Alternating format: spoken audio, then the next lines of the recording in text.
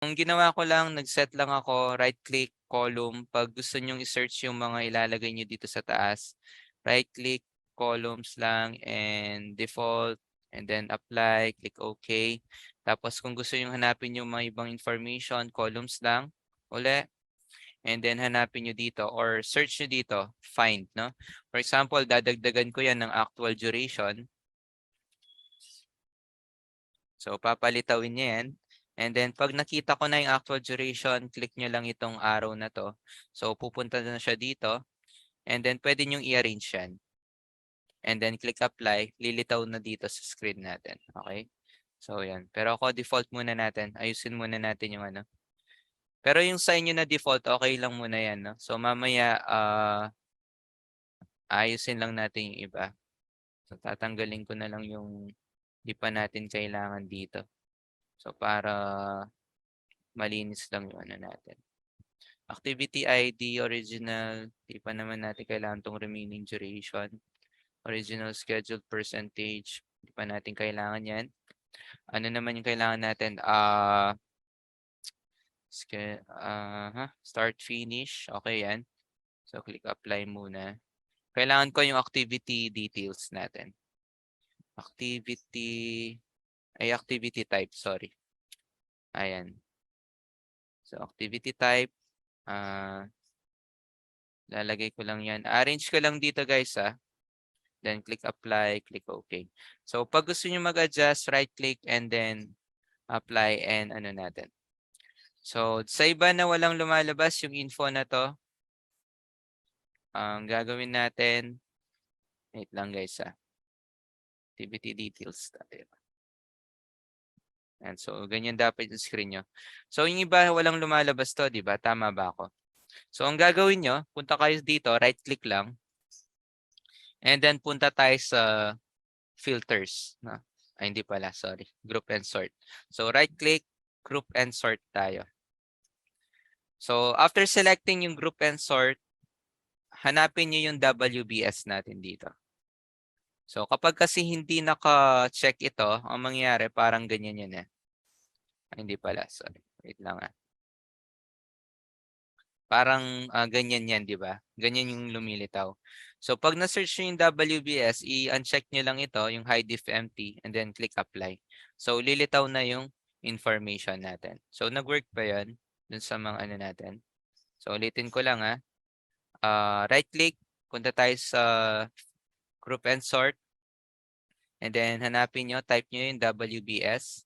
And then uncheck nyo lang yung hide if empty. And then yung mga gusto nyong ilagay dyan, no? For example, title. Huwag na natin title. ID or code. Ayan. And then click OK. So, yan. So, pwede nyo rin i-adjust yung font niyan. Ito yan. No? So, select nyo lang yung font na gusto nyo or kulay. Pwede nyo i-adjust dito and then click OK. Apply and OK. Ayan. So, yan yung mga set of ano natin ngayon. No? Set of WBS under dito sa format natin ngayon. So sa right side, yan yung sa Gantt natin. Okay? So ngayon maglalagay na tayo ng mga activities natin na ilalagay dito. Iba yung dito sa P20. Ano po yung nandito nasa P20? So try nyo na lang i-check. No? So WBS and then show group totals lang po yan. And then i-check nyo mabuti. Ayan. Ayan. So okay na, no? So ano pang gagawin? Sir, pwede pa ulit po nung paglagay na di po kasi lumalabas. Okay, so ang gawin nyo, right click lang. Hanapin nyo lang po yung group and sort. And then hanapin nyo yung WBS dito. So type nyo lang WBS and then hanapin nyo WBS. And then kasi naka-uncheck naka-check tong hide if empty. So i-uncheck nyo lang yan and then click apply. So para lumitaw yung mga information natin. And then check nyo lang yung gusto nyong i-show dyan. So click apply and okay. Group and sort by. So hindi siya dyan sa group and sort natin Wait lang guys Responsible. Pindutin niyo po tong button na to. Wait lang. So punta kayo dito sa pinakataas. Eto, group and sort by. So check nyo po to. So nahanap nyo ba to? Yung sa tabi ng filter. Kapag hindi nyo ma-open yan, add or remove buttons and then i-check nyo lang yung group and sort by. Ayan. So try to check it. No? Lumitaw pa rin ba?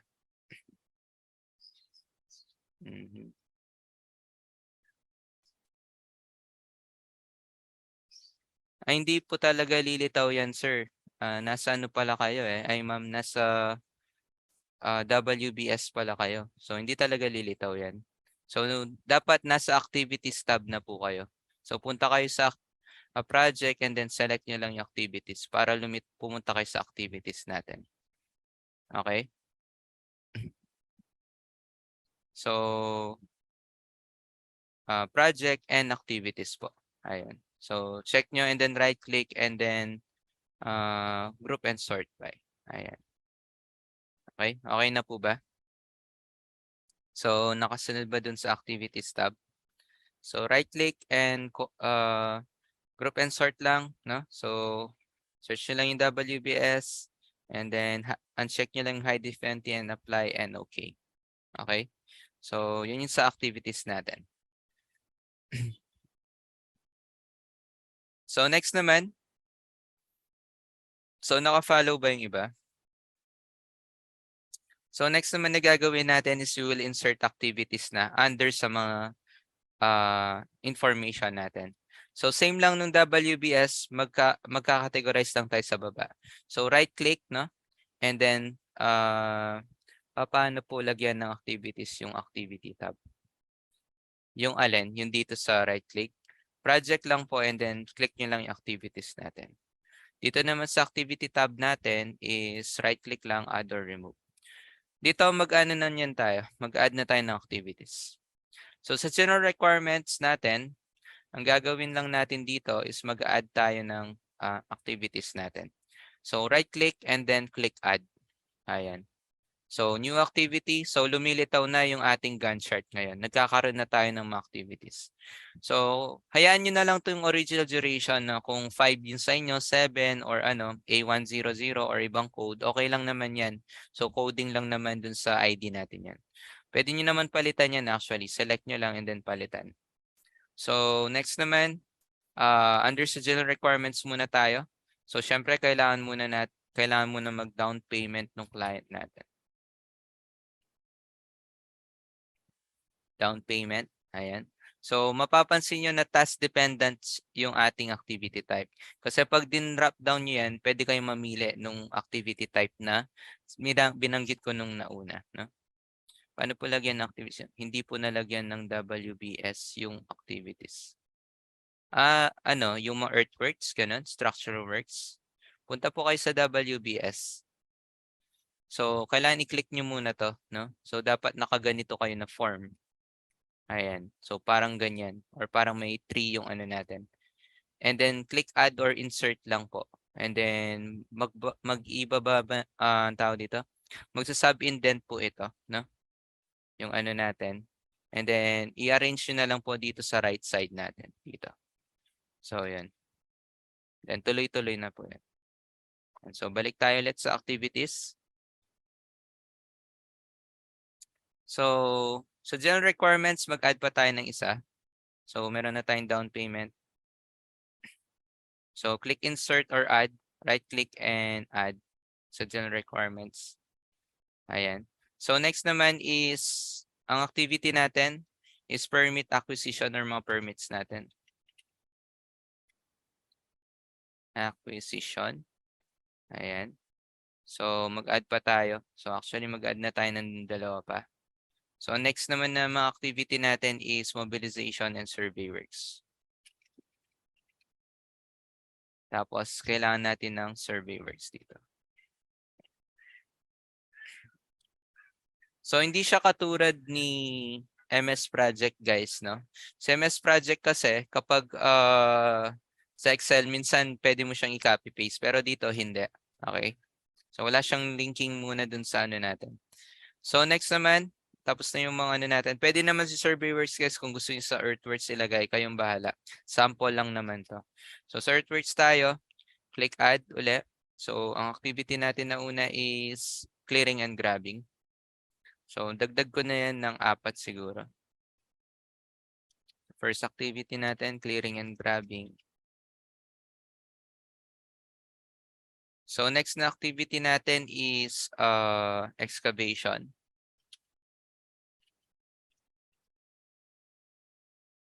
Tapos ano pa yung activity natin next? Howling and disposal.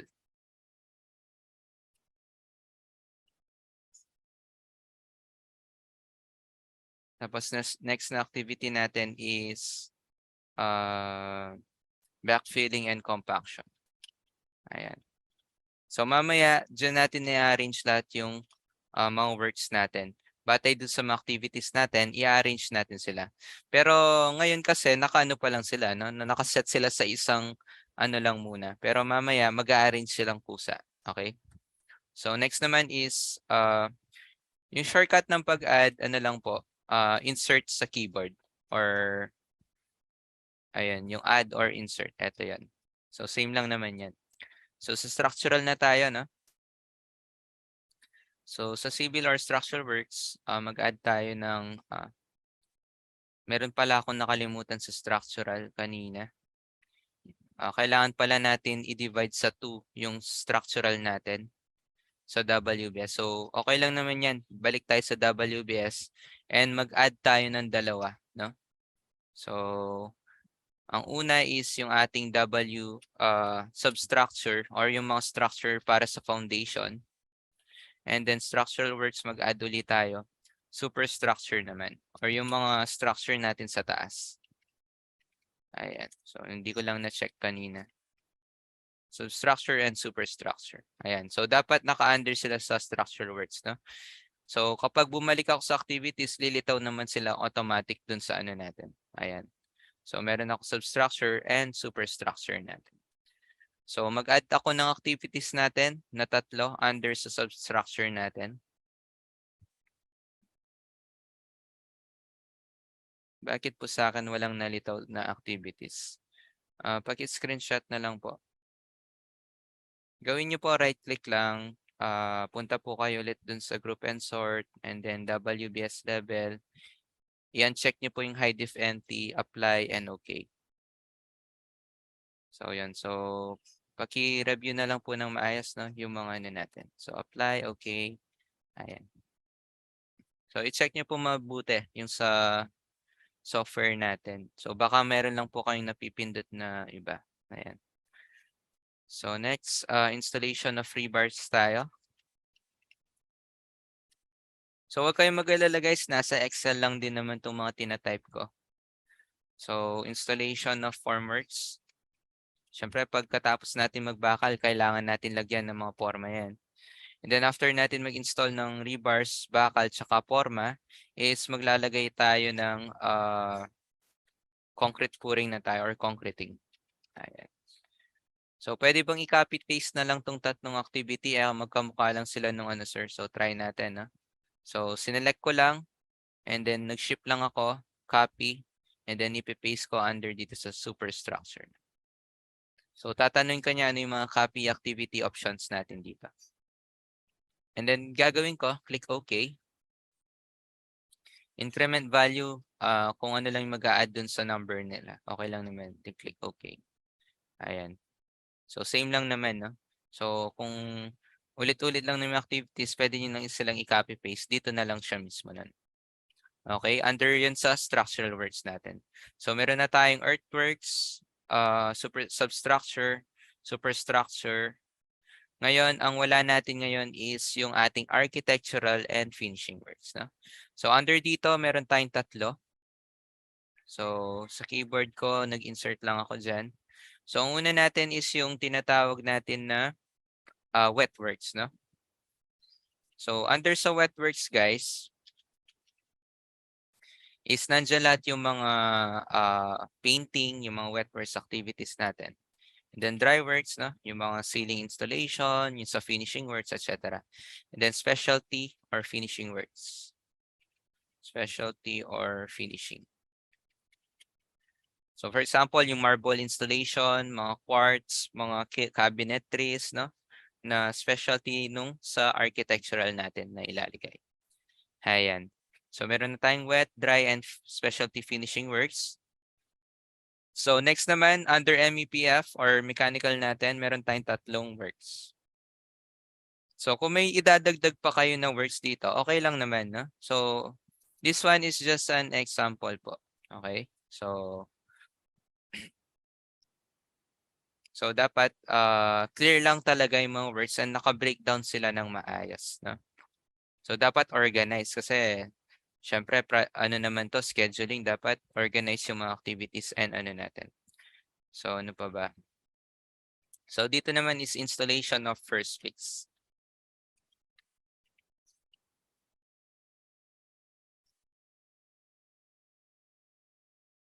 And then next naman is installation of second fix. Ayan. And then dito is installation of third fix. So anong pinagkaiba nitong tatlong to, sir? So an installation of first fix natin under mechanical, nandyan lahat yung mga pipe wrapping ins natin or yung paglagay ng mga pipings natin, no? Or yung pag-penetrate natin yung ang tawag dito, pag-penetrate natin dun sa mismong ano natin, dun sa mismong mga structural works natin. Sa installation of second fix natin, pwede na tayo mag-wirings and yung mga fittings natin dito. So yung mga additional wirings sa electrical, yung mga fittings natin, accessories, nandyan lahat. Next naman sa installation of third fix natin, dito na nagsisimula yung installation of mga fixtures natin. Either ng mga water closet yan, mga lavatory, mga different sets of mga fixtures natin under dun sa ano natin. Okay? So lahat dyan na sila, dyan na lahat pumapasok yun. Ayan. So first, second, and third. Sir, paano po lumabas yung numbering? Ang gawin nyo lang po, right click lang. And then punta kayo sa group and sort ulit, WBS. Chinek ko lang tong ID and code natin. Ayan. So pag kasi naka-uncheck yan, mawawala yung ID and code. Pag chinek ko yan, makikita nyo yung ID and code. And then apply, click OK. Ayan. So clear na ba yan? Ayan. So next naman, the post-construction naman. Under post-construction, meron tayong activity dyan, yung punch listing and close out. So yan na yung mag-determine na patapos na yung ating works or pattern or over na. Okay? Punch listing and close out natin. Ayan. So meron tayong punch listing and close out natin. Okay? So yan na yung mga activity types natin ngayon. So bigyan ko kayo ng 15 minutes lang, no? Or 10 minutes para matapos yun ng katulad ng ganito. So try nyo naman siya, no? Ng maigi yung ating work. So when finished, type done na lang and then we will proceed dun sa ano natin. Ayan.